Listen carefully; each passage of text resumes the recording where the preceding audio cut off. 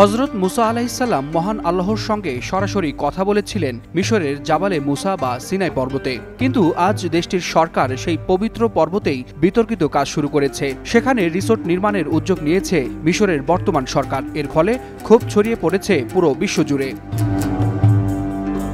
মিশরের সিনাই মরুভূমির বুকে দাঁড়িয়ে থাকা এক পবিত্র স্মারক জাবালে মুসা।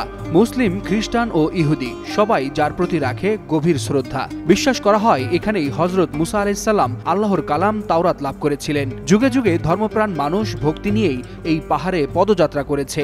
এমনকি সূর্যোদয়ের সাথে সাথে মানুষ মনের খোরাক খুঁজেছে এই পর্বতে। কিন্তু সেই পবিত্র ভূমিতেই এখন গড়ে উঠছে বিলাসবহুল mega resort, hotel, villa, supermall আর পর্যটন কেন্দ্র বানানোর সরকারি পরিকল্পনা গ্রহণ করা হয়েছে, যা এরই মধ্যে পুরো বিশ্বে জাগিয়েছে তীব্র ক্ষোভ। স্থানীয় বেদুইনরা বলছে এটি তাদের ইচ্ছার বিরুদ্ধে চাপিয়ে দেওয়া এক প্রকল্প। ব্রিটিশ ভ্রমণ লেখক বেন হলফার জানিয়েছে এই প্রকল্পটি বেদুইনদের ইচ্ছার বিরুদ্ধে চাপিয়ে দেওয়া হয়েছে। এটি এমন কোনো উন্নয়ন নয় যা স্থানীয়রা চেয়েছিল, বরং বাইরের ধনী মানুষের স্বার্থ রক্ষা করছে এই প্রকল্পটি।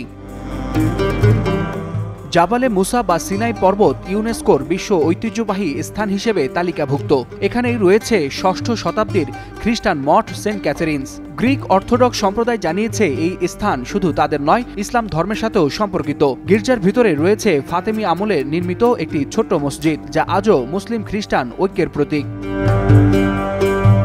যেখানে একসময় আল্লাহর কালাম ধ্বনিত হয়েছিল, সেই পবিত্র পাহাড়ে যদি ভোগবিলাসের আধুনিক রিসোর্ট নির্মাণ করা হয়, তবে কি সেটি উন্নয়ন নাকি অবমাননা? প্রশ্ন তুলছে ধর্মপ্রাণ মানুষ। তবু আদালতের রায়কে হাতিয়ার করে এগোচ্ছে মিশর সরকার, আর তাতেই বাড়ছে আন্তর্জাতিক উদ্বেগ ও কূটনৈতিক টানাপোড়েন।